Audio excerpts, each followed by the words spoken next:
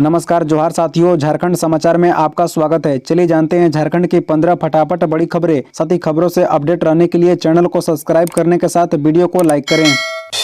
दिवाली के बाद बिरसा के गांव उलिहातू आएंगे पीएम नरेंद्र मोदी, ऐसा करने वाले होंगे पहले पीएम। 15 नवंबर को वीर बिरसा मुंडा की जयंती पर पिछले साल प्रधानमंत्री मोदी ने राष्ट्रीय जनजातीय गौरव दिवस के रूप में मनाने की घोषणा की थी। इसके ठीक एक साल के बाद 15 नवंबर को प्रधानमंत्री स्वयं बिरसा मुंडा की जन्मस्थली उलिहातू में मौजूद होकर उन्हें श्रद्धांजलि अर्पित कर रहे होंगे। झारखंड के लिए यह बड़े गौरव की बात होगी। बिरसा मुंडा की जन्मस्थली पहुँचने वाले नरेंद्र मोदी देश के पहले प्रधानमंत्री होंगे। प्रधानमंत्री की पिछले साल की घोषणा ने आदिवासी आइकन को राजनीतिक सुर्खियों में वापस ला दिया है।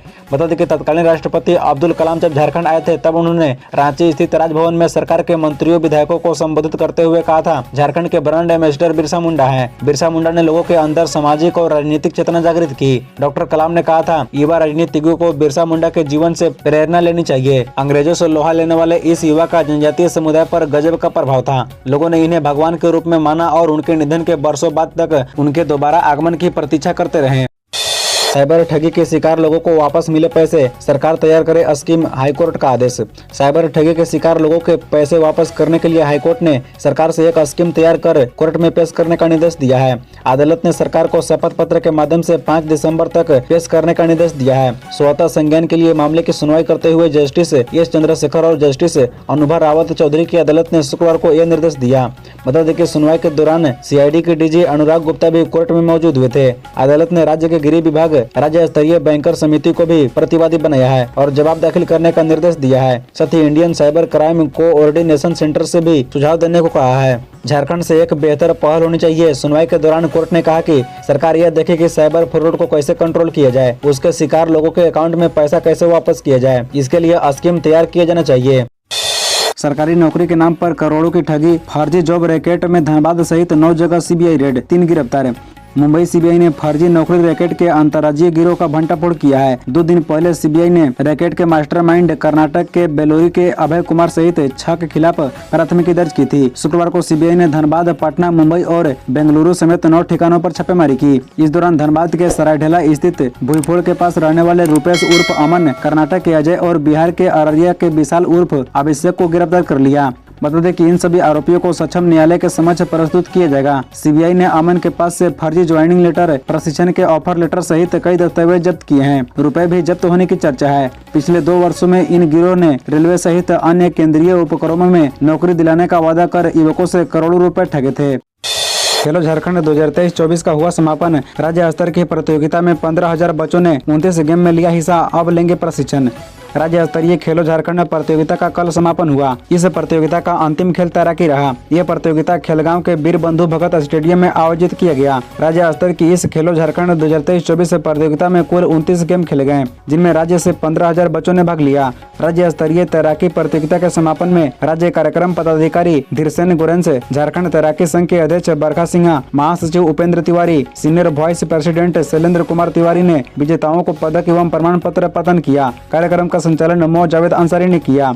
बता दें कि खेलो झारखंड 2023-24 के अंतर्गत गेम और खिलाड़ियों का चयन स्कूल स्तर पर हुआ, जहां राज्य के 35,000 स्कूलों ने भाग लिया। वहीं राज्य के सभी प्रमंडलों में 40 लाख से अधिक बच्चों ने विभिन्न खेलों में भाग लेने के बाद जिला और फिर राज्य स्तर पर अपनी भागीदारी सुनिश्चित की। राज्य कार्यक्रम पदाधिकारी धीरसेन सुरंग ने बताया कि राज्य के सभी जिलों में लगभग 15,000 बच्चों ने राज्य स्तर पर 29 विभिन्न खेलों में बालक एवं बालिका वर्ग के अंडर 14, 17 एवं 19 आयु वर्ग में भाग लिया।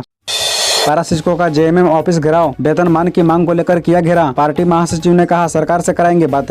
राज्य के टेट पास पारा शिक्षकों ने जेएमएम ऑफिस का घेराव किया। इनका जेएमएम ऑफिस घेराव कार्यक्रम पूर्ण नियोजित था। इसी क्रम में कल सभी शिक्षक अपनी मांगों को मनवाने के लिए झारखंड सरकार की प्रमुख पार्टी का घेराव किया। विभिन्न जिलों से आए पारा शिक्षक इस घेराव कार्यक्रम में शामिल रहे। ये टेट पास पारा शिक्षक बीते 80 दिनों से राजभवन के बाहर प्रदर्शन कर रही हैं। यहाँ सभी जिले के पारा शिक्षक बारी बारी से आकर आंदोलन में शामिल हो रही हैं। बता दें कि घेराव कार्यक्रम के दौरान शिक्षकों की ओर से एक प्रतिनिधि मंडल से जेएमएम के महासचिव विनोद पांडे ने वार्ता के लिए बुलाया। वार्ता के बाद बाहर निकले प्रतिनिधि मंडल के मिथिलेशन उपाध्याय ने बताया कि महासचिव ने कहा कि आपकी मांग को समझ रही हैं। आपकी मांग को लेकर 2 बार सरकार स्तर पर बातचीत भी की है। अभी त्योहारों का समय है। हमारा प्रयास होगा कि आपकी कमेटी की वार्ता सरकार से कराई जाएगी। इसके जवाब में प्रतिनिधि मंडल ने कहा कि अगर हमारी बात सरकार तक नहीं रखी गई तो 15 नवंबर को राज्य स्थापना दिवस के दिन जोरदार विरोध किया जाएगा।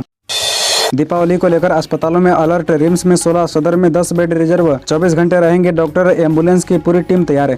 दीपावली आज है, पटाखे छोड़ने को लेकर हर उम्र के लोगों को उत्साह रहता है। ऐसे में दीपावली के दिन पटाखों से जलने के मामले काफी आते हैं। अस्पतालों में सामान्य दिनों के मुकाबले लगभग 40% मरीज बढ़ जाते हैं। ऐसे में स्वास्थ्य विभाग ने जिले के सभी सरकारी अस्पतालों को अलर्ट मोड में रहने का निर्देश दिया है। वहीं अस्पतालों को पटाखों से जले हुए मरीज का इलाज के लिए अलग से व्यवस्था करने को कहा है। राजधानी रांची में रिम्स और सदर अस्पतालों में इसके लिए अलग से तैयारी की गई है। बता दें कि स्वास्थ्य विभाग के आदेश के मद्देनजर रखते हुए राजधानी रांची के 2 बड़े सरकारी अस्पताल रिम्स और सदर में अलग व्यवस्था की गई है। रिम्स में जहां इसके लिए 16 बेड रिजर्व रखे गए हैं, वहीं सदर अस्पताल में 10 बेड रिजर्व रखे गए हैं। वहीं राज्य civil surgeon doctor Prabhat Kumar ने बताया कि अस्पताल में अलग से व्यवस्था की गई है। अतिरिक्त बेड के साथ साथ इमरजेंसी में विशेषज्ञ डॉक्टर्स की एक टीम 24 घंटे मौजूद रहेगी। रिम्स निदेशक डॉक्टर राजीव गुप्ता के मुताबिक रिम्स भी अलर्ट मोड में है और किसी भी तरह की अनहोनी से निपटने को तैयार है। इसके अतिरिक्त एम्बुलेंस की पूरी टीम भी तैयार है। सीएम हेमंत सोरेन के वो 5 दाव जिनसे विपक्षी हो सकते हैं चारों खाने जीते। ये सियासी खेल हैरान कर देगा। झारखंड में लोकसभा के साथ ही विधानसभा चुनाव की तैयारियां भी सियासी पार्टियां शुरू कर चुकी है। बीजेपी के प्रदेश अध्यक्ष बाबूलाल मरांडी ने हाल ही में अपनी संकल्प यात्रा शुरू की है। सूबे के सीएम हेमंत सोरेन तो आहिस्ता आहिस्ता लगातार चुनावी अंदाज में काम कर रही हैं। केंद्रीय जांच एजेंसियों के कसते शिकंजे के बीच हेमंत सोरेन सौदे कदमों से सबको साधने का लगातार प्रयास कर रही हैं। यानी सीधे कहे तो खतरों के बीच हेमंत सोरेन ऐसा खेल खेल रही हैं जिनकी विरोधियों ने कभी कल्पना नहीं की होगी। बता दें कि हेमंत सोरेन ने अपनी सियासी जमीन लगातार पुख्ता करते रहे हैं। उन्होंने कई ऐसे महत्वपूर्ण फैसले अब तक लिए हैं जिनसे उनको चुनावी लाभ जरूर मिलना चाहिए। विधानसभा में ओबीसी के आरक्षण सीमा बढ़ाने और स्थानीयता के लिए 1932 के खतियान को आधार बनाने का विधेयक पारित कराकर हेमंत ने झारखंड की 2 ऐसी दीर्घकालिक मांगों को पूरा किया है जो विरोधियों पर भारी साबित होगा। हालांकि ये दोनों काम पूरे नहीं हुए, लेकिन हेमंत लोगों को यह संदेश देने में कामयाब हो गए कि उन्होंने अपनी ओर से कोई कसर नहीं छोड़ी है। गवाह पर दबाव बना रहे साहिबगंज एसपी, ईडी के रडार पर नौशाद आलम पूछताछ को बुलाया। साहिबगंज के एसपी नौशाद आलम ईडी के गवाहों को पक्षद्रोही कराने के केस में एजेंसियों के रडार पर आ गए हैं। ईडी ने नौशाद आलम को 22 नवंबर को पूछताछ के लिए बुलाया है। उन्हें दिन के 10:30 बजे तक एजेंसी के रांची जोनल ऑफिस में उपस्थित होने को कहा गया है। बता दें कि साहिबगंज में 1000 करोड़ के अवैध खनन केस में ही नौशाद आलम को समन किया गया है। बता दें कि अवैध खनन केस में विजय हांसदा ईडी के मुख्य गवाहों में शामिल था। साहिबगंज पुलिस ने उसे आर्म्स एक्ट केस में जेल भेजा था, लेकिन बाद में उसे अवैध खनन केस में पैसे के बल पर गवाही से पलटने की बात की पुष्टि हुई। सीबीआई ने भी अपनी जांच में पाया है कि विजय हांसदा के बैंक खाते में कई संदेहास्पद लेन देन हुए थे। वही केस में भी उसने पैसे लिए। इस पूरे मामले में साहिबगंज डीसी रामनिवास यादव व एसपी नौशाद आलम की भूमिका प्रमुख रही। बिजली का तार टूटने से पुरुषोत्तम एक्सप्रेस ट्रेन में दौड़ा करंट, 1 की मौत, यात्रियों को लगे झटके। पुरी से नई दिल्ली जा रही पुरुषोत्तम एक्सप्रेस ट्रेन के गुजरने से गया गोमो रेल सेक्शन पर परसाबाद रेलवे स्टेशन के पास शनिवार दोपहर कंस्ट्रक्शन तार टूट गया। इसकी चपेट में आने से ट्रेन के एक डिब्बे में करंट दौड़ गया। उसमें सवार कुछ यात्रियों को करंट के झटके लगे, जिसमें वे घायल हो गए हैं। वहीं तार के चपेट में आने से कंस्ट्रक्शन कर रहे एक रेलवे कर्मी की मौत भी हो गई। हादसे की वजह से गया गोमो सेक्शन पर ट्रेनों का परिचालन शनिवार को करीब 4 बजे तक बाधित रहा। बता दें कि जानकारी के मुताबिक शनिवार दोपहर 12 बजे ट्रेन संख्या 12801 अप पुरी नई दिल्ली पुरुषोत्तम एक्सप्रेस परसाबाद रेलवे स्टेशन से गुजर रही थी। तभी ओवरहेड लाइन पर लगा कंस्ट्रक्शन तार टूट गया। करंट की चपेट में आने पर ट्रेन में सवार आधा दर्जन यात्री भी जख्मी हुए हैं। उन्हें इलाज के लिए नजदीकी अस्पताल में ले जाया गया है। स्कॉर्पियो चोरी करने वाले अंतर्राज्यीय गिरोह का खुलासा, झारखंड बिहार के 6 अपराधी अरेस्ट, ऐसे मिली बड़ी कामयाबी।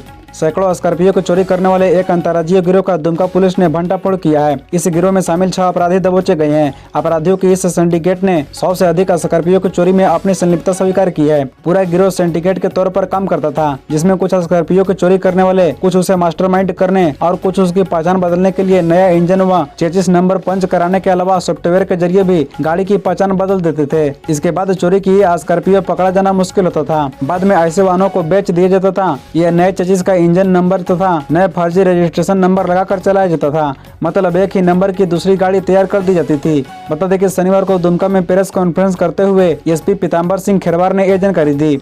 इसी तरह रोजाना खबरों से अपडेट रहने के लिए इस चैनल को सब्सक्राइब कर बेल आइकन को भी प्रेस कर दीजिए। धन्यवाद।